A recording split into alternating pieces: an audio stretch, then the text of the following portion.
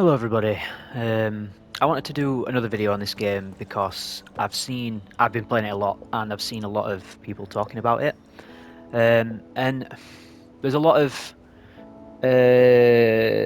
YouTube style opinions being like thrown around.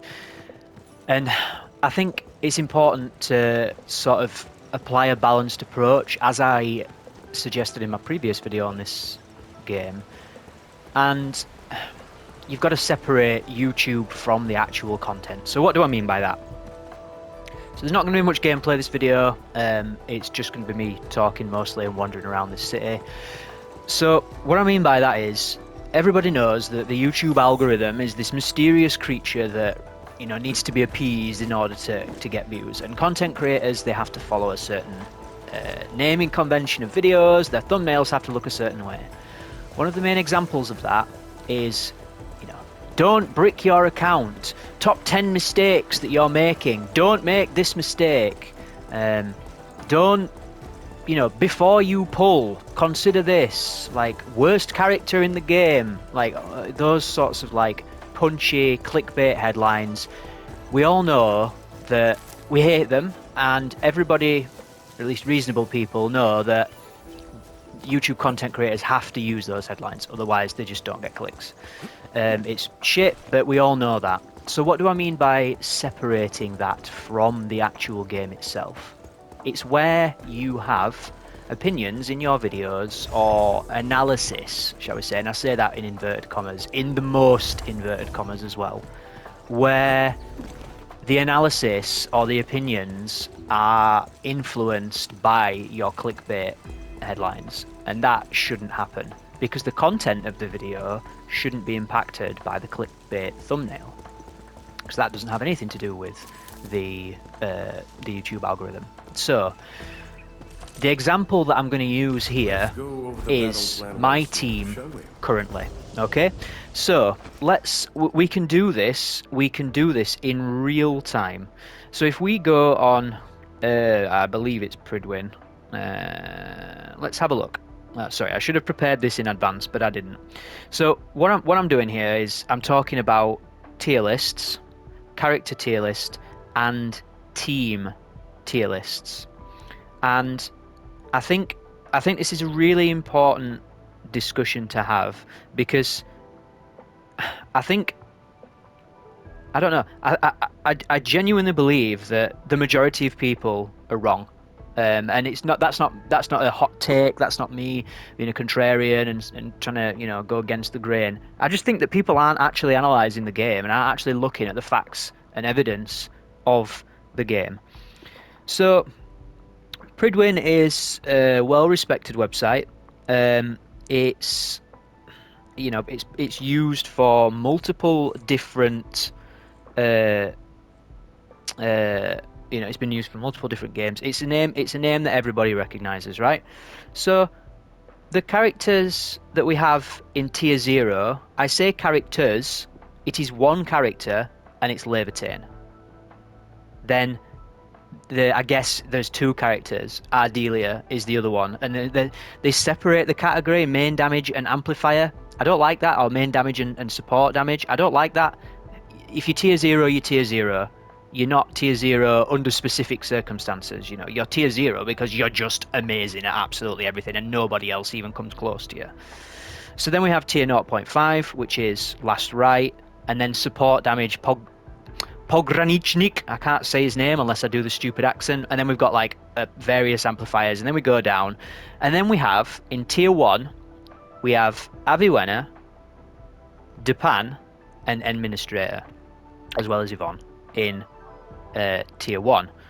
Chen's also here in support damage, and Li Feng is also there as support damage, and Ember is there under the survivalist category. What are we doing? That's garbage. Why is that garbage? So if you look at the performance of the characters, and I'm talking the hard facts and evidence, you look at the performance of the characters. There's a 59-second run of Rodan, and it's an administrator team, it doesn't even use Li Feng. It uses Akakuri. The team is administrator, Chen, Pogranichnik, and Akakuri. How? So can you then explain to me how Levitain, the only tier 0 damage dealer, who has a clear of, I believe it's 1 minute and 12 seconds, correct me if I'm wrong, can you explain that to me? If you watch the run of that 59-second run, it's very suboptimal. The administrator is not maxed. The only optimal thing about that run, I'll tell you now, the only optimal thing about that run is administrator crits both the crushers at 4 vulnerability stacks, and Chen ult final strike also crits. So you can tell they've obviously grinded the run out, but there's a lot of suboptimal things about that run. And in my opinion, I don't know this for a fact, but I think that Li Feng's vulnerability link buff is better than Akakuri's link buff, simply because of the fact that Li Feng actually does damage, whereas Akakuri does 0 damage. So, and you know, shaving off those final seconds, if you can shave off an entire skill, especially as Li Feng gives 2 vuln stacks, which this team needs, you know, I don't think that run is optimal. I think that run, you're looking at 50 seconds for that run without, like, you know, the gear isn't amazing. I think Chen's level 90 and then everybody else is level 80. Like, that, the characters are not, like, my account is better than that account. I have more gear than that account. So, what my whole point here is, the tier 0 team at the minute is the physical team. That is not an exaggeration. It's not a joke. It's the physical team. Not only is it tier 0 in terms of statistics, in terms of clear times, in terms of the speedrun meta, it's also tier 0 for normal players. Because administrator is free. Everybody gets administrator. Chen is free. Everybody gets Chen. Ardelia is not optimal in this team, but she is free and everybody gets her. I do have a bone to pick with Ardelia, but just bear with me for now. Ardelia is free, everybody gets her. Akakuri is a 4-star. As long as you pull on banner, like use all your free pulls, you will have an Akakuri. And then if you know, you can use Depan. I don't think Depan is anywhere near as good as the administrator, but you can use him. He is there. Yes, he's a 5-star. You know, I guess you need some luck to get him, but you can even use Perlica in the physical team. Like, she's not optimal, but you can use her. She's free, and we all got a guaranteed 6-star. If you want to use your guaranteed 6-star on your favorite waifu, then fine, you do that. But if you want to use your guaranteed 6-star to make the best possible team, Pogranichnik, he's right here.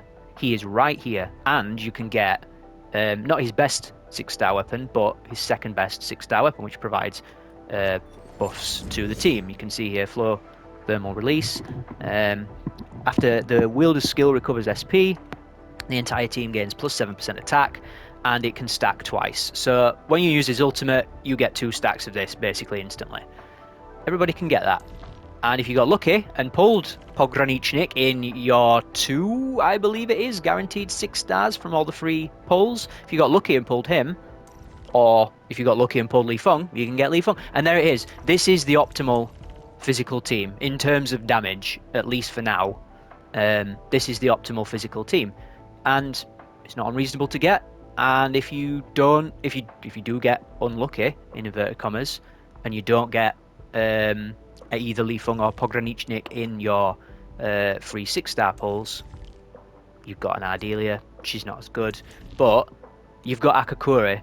You have the team everybody has the ability to get the exact same team comp as the guy who currently has killed Rodan in the fastest time, 59 seconds. How is that not tier 0? Because it's free to play friendly. It's not just free to play friendly, it's guaranteed as a free to play, and it's the fast and it's the best team for damage. Okay, so now we're going to move on to outside of the speedrun meta. People, for some reason, like hate talking about the speedrun meta. I think like wanting to optimize your game is normal and natural, and But anyway, people tend not to like talking about that. So I'm going to talk about the casual experience and the casual way to play this game. First off, Pogranicznik is very satisfying to play as your character. He is the only character in the game that has this dash animation. That's cool, right? It's also the fastest way to get around, apart from zip lines, obviously. Pogranicznik dashes faster than everybody else. Great. Play him. You're just getting something there. That sounds a bit optimal to me. What about more casual experience? Administrator's ultimate is quite a large AoE. Her battle skill is quite a large AoE. Chen always fucking hits AoE. She is combo skilling constantly because her combo skill is on such a low cooldown, and because she's a 5-star, she's really easy to get potential 5. And when you do get her potential up, you get... Is it this one? Not that one. It's this one. -3 seconds on her combo skill. So her combo skill is always up. You're always combo skilling with Chen. She's really fun to play, and she's really satisfying to play. Now let's talk about satisfaction, because we're doing a casual video here. We're not doing we're doing a casual comparison here. We're not doing an optimal comparison. Let's have a look. Let's find some enemies. Here we are.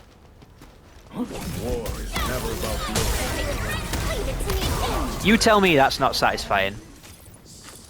Every single cluster of mobs that you come up against, bang, bang, bang, bang. 101k. What's living that?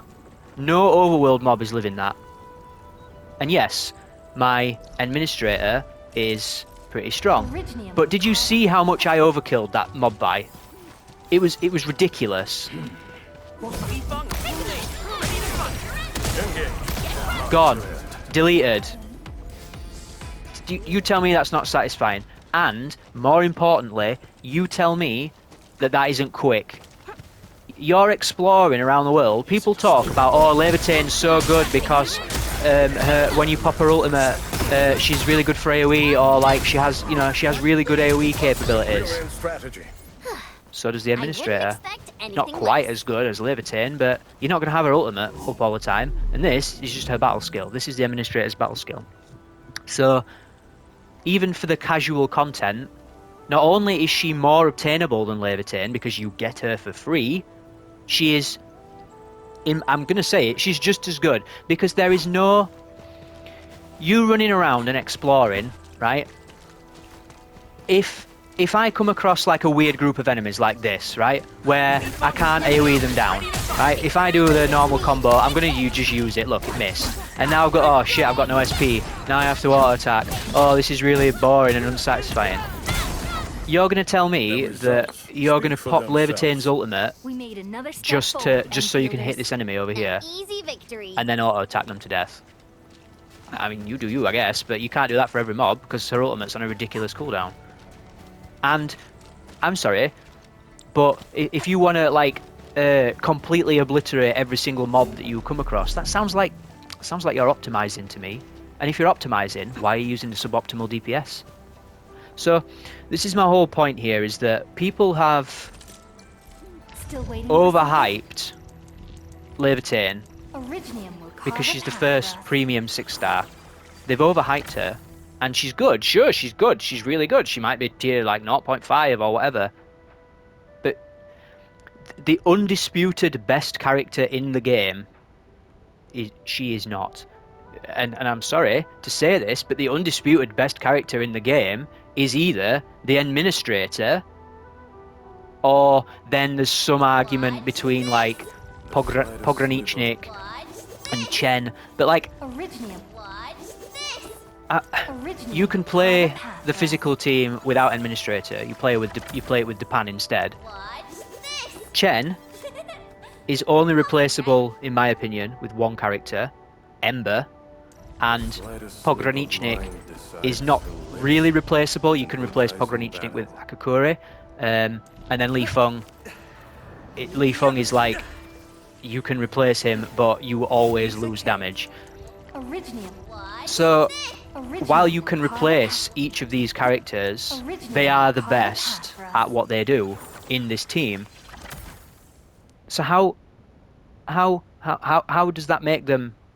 How does that make Chen tier 1 and Li Feng tier 1? I'm sorry, but you know, tier 0.5, because they are key members as part of the best team.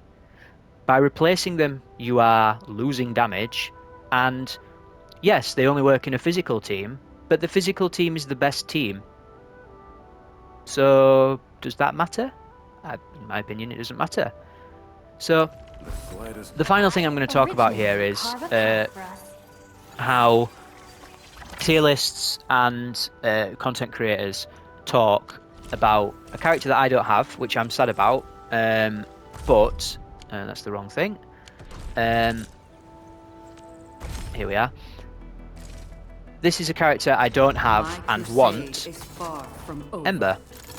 Now, the tier list on Pridwin lists Ember as a support, as a shielder or whatever it was. Why? She's a DPS. Everybody in this game is a DPS because you don't need a healer or support at the minute. Perhaps when Umbral Monument comes out, we might be changing our tune for a second, but she's a DPS. Her skills do damage. Her basic attack, look at that stagger, 25 stagger. That's insane. Compare that to Administrator, who is 18, and I believe Chen is 17, and Pogranicznik's 18 or 19 or something like that, or maybe it's Li Feng that's 19. 25 stagger.